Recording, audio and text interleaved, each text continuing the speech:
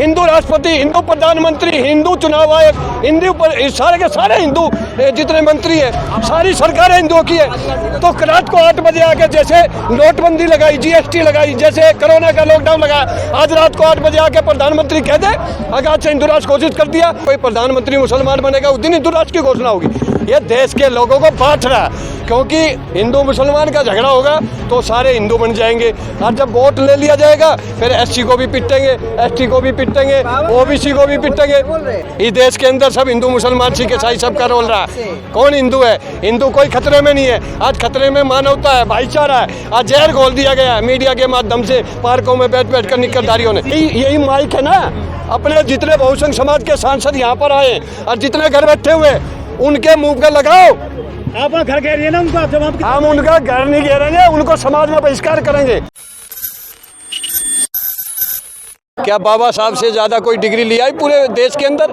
क्या KR नारायण पूर्व राष्ट्रपति से ज़्यादा डिग्रियां किसी के पास हैं? है किसी के पास डिग्री?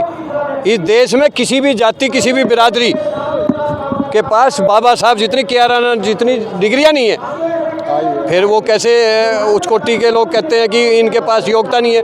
क्या UPSC की परीक्षा के अंदर आज तक रिकॉर्ड उठा लीजिए 75 वर्ष के अंदर, रिटर्न तक वहाँ पर मेरिट में OBC SC ST माइनॉरिटी का बच्चा आता है, लेकिन जैसे ही कमरे में जाता है वही मनुवादी इंटरव्यू में बैठा होता है, वहीं SC ST OBC के बच्चे की मेरिट से नीचे ले आता है, और मनुवादी लोग जिनके खिलाफ लड़ाई लड़ रहे हैं उनको मेरिट में लाकर IAS बना देता है। ये उच्च कोटि के लोग बोलते हैं।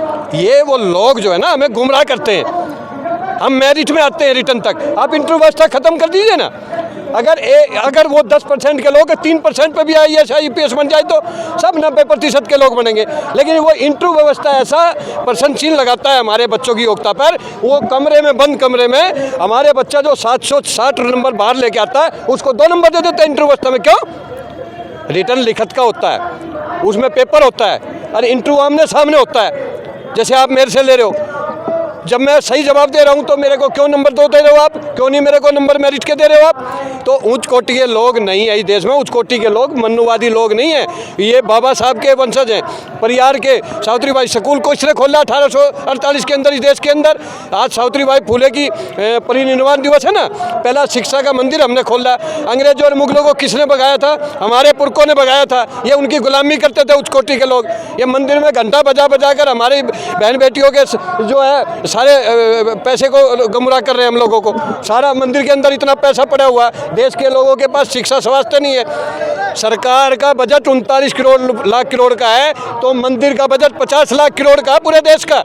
उस बजट को ले आइए ना यहाँ पे, उसको लगाइए गांव के अंदर, बनाइए हॉस्पिटल, बनाइए शिक्षा का मंदिर। लेकिन मंदिर बनाकर आंदोलन हम करें, गोलियां हम खाएं, लाठी हम खाएं, और जब ट्रस्ट के मेंबर बने तो 16 के 16 वही उच्च कोटि के लोग जो उनको आप बोल रहे हो उच्च कोटि के लोग नहीं है। वो मनुवादी जो मीडिया है और जो RSS के निकलधारी लोग हैं उन्होंने उच्च कोटि बनाया हुआ है। उच्च कोटि का वो है जो देशभक्त है, जो कर्म योगी है, मानवता पर, भाईचारे पर चलता है, जो देश के लोगों को जोड़ कर चलता है, वो उच्च कोटि का है। डिग्री लेने से उच्च कोटि का नहीं होता है। डिग्री लेने से उच्च कोटि का नहीं होता, ज्ञानी नहीं होता। ज्ञानी वो होता है जो सबको साथ लेकर चले। अरे तो किसने मना किया? 9 साल से यही तो प्रधानमंत्री बैठा हुआ। हिंदू राष्ट्रपति, हिंदू प्रधानमंत्री, हिंदू चुनाव आयोग, हिंदू सारे के सारे हिंदू जितने मंत्री हैं, सारी सरकारें हिंदुओं की है। तो रात को 8 बजे आके जैसे नोटबंदी लगाई, GST लगाई, जैसे कोरोना का लॉकडाउन लगाया, आज रात को 8 बजे आके प्रधानमंत्री कह दे आज से हिंदू राष्ट्र घोषित कर दिया। भाई सत्ता में आके तो कर सकता है ना आदमी, तो 9 साल से सत्ता दे रखी है ना, तो आके रात को 8 बजे कर दे हिंदू राष्ट्र की घोषणा। क्या देश का कोई प्रधानमंत्री मुसलमान बनेगा उस दिन हिंदू राष्ट्र की घोषणा होगी?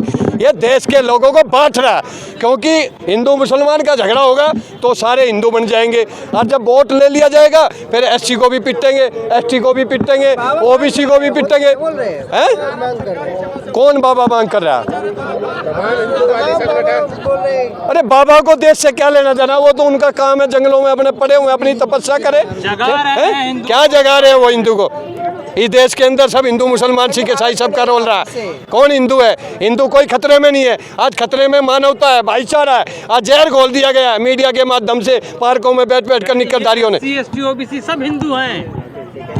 हिंदू हैं, और जब उनका हक अधिकार की लड़ाई के लिए आज हम रोड पर उतरे हुए हैं, हमारा हक अधिकार क्यों नहीं, हमारी जातिगत जनगणना करा देते? क्यों ओबीसी की जनगणना नहीं करा रहे? ब्राह्मण की भी कराओ, ठाकुर की भी कराओ, बनिया की भी कराओ और उनको भी आर्थिक सामाजिक के हिसाब से हिस्सेदारी दो। सबका साथ सबका विकास। अरे भाई, अडानी अंबानी का साथ और 85 का विनाश की सरकार चल रही है, ये हमारी नहीं चल रही है। ये मन की बात करते हैं अडानी अंबानी की। 9 साल में एक बार भी बहुसंख्य समाज के मन की बात नहीं करी देश के प्रधानमंत्री ने। हाँ, हमें तो वो चाहिए जो हमारे मन की बात करे, हमारी बात को सुने, हमें रोड पर उतरने की जरूरत ना पड़े, हमारी संख्या के हिसाब से हिस्सेदारी दे। राम मंदिर बना दिया ना। हे राम मंदिर बना दिया। राम मंदिर बनने से जो 20 करोड़ लोग जो कोरोना के बाद बेरोजगार है, वो रोजगार मिल गया उनको।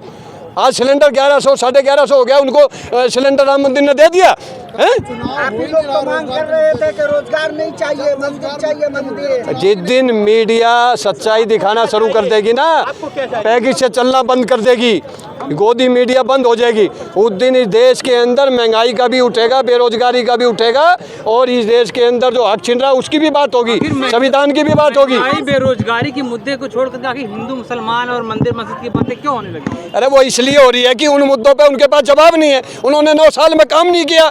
अब वो हिंदू मुसलमान के नाम पे हमें लड़ाकर 24 का हथियाना चाहते हैं और उनका मकसद क्या है?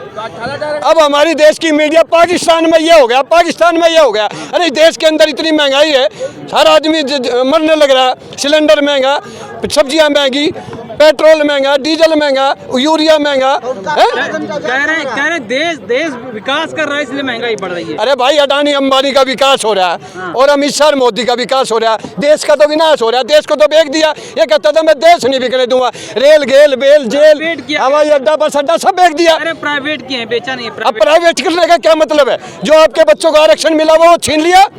जनता सड़क पे क्यों नहीं आ रही है? लीज पे देने का मतलब समझते हो आप? है उसका जो उस पे बैठा होता है उसका अधिकार होता है। हमें लीज पे देने का मतलब है अंग्रेजों की तरह गुलाम बना दिया हम लोगों को।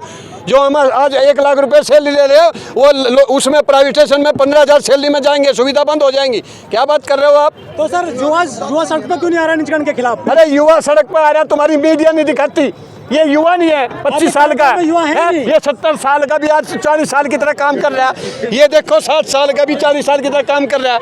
ये देखियो 40 साल के बन रहे, ये युवा खड़े हुए। क्या बात कर रहे हो? आपके कैंप में उसमें नहीं पंडा। आपको हिंदू मुसलमान के नाम से फुर्सत ही नहीं है। आप युवाओं की बात करोगे ना तो युवा आपके साथ खड़ा हो जाएगा, लेकिन युवा की बात कोई नहीं करता। शोभा यात्राओं में जा रहा है? शोभा यात्रा में? शोभा यात्रा तो उनकी निकलदारी होगी, हमारी थोड़ी शोभा यात्रा। हमारे तो हक छीन रहा, हमें तो भागीदारी चाहिए। 1 करोड़ की कांवड़ लेकर आते हैं। अरे फिर वही बात कर रहा है। ये कावड़ की बात कर करके क्यों हमारे को घूम? हमें हक अधिकार चाहिए। अभी देश में हिस्सेदारी चाहिए हम लोगों को। हमें कावड़ नहीं चाहिए, हमारे को कावड़ नहीं चाहिए, हमें हिस्सेदारी चाहिए। ओबीसी का प्रधानमंत्री बना हुआ है। अरे ओबीसी का सबसे ज्यादा हक छीन रहा है। आज 40 केंद्रीय विश्वविद्यालय में एक भी प्रोफेसर नहीं है। क्या बात कर रहे हो आप? सुप्रीम कोर्ट में जज बताइए ओबीसी के कितने हैं? मोदी जी खुद ओबीसी से हैं। अरे ओबीसी मुख्यमंत्री रहते हैं, सरकार का फायदा था क्या? ओबीसी बन गया वो ओबीसी होता तो हमारा हक क्यों उसकी चिंता? हमें क्यों महकुम करना पड़ता है यहाँ पर?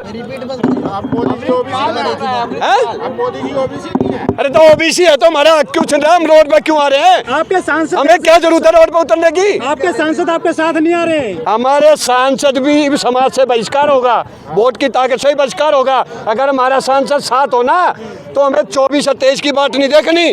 कल ही 272 में सरकार बनती है और 300 सांसद हमारे आज भी बैठे हुए हैं। तो अगर वो प्रेस कॉन्फ्रेंस करके कल इस्तीफा देते तो मोदी जी तो रात को गिर जाएंगे 8 बजे। क्या बात कर रहे हो आप? यही माइक है ना। अपने जितने बहुसंख्य समाज के सांसद यहाँ पर आए और जितने घर बैठे हुए उनके मुंह पे लगाओ। आप घर घेरिए ना उनको। जब हम उनका घर नहीं घेरेंगे, उनको समाज में बहिष्कार करेंगे, वोट की ताकत से बहिष्कार करेंगे। हमें तो गैरों ने लुटा, हमें तो अपनों ने लुटा। गैरों में दम कहाँ था हमारे? हमें तो अपनों ने लूट लिया।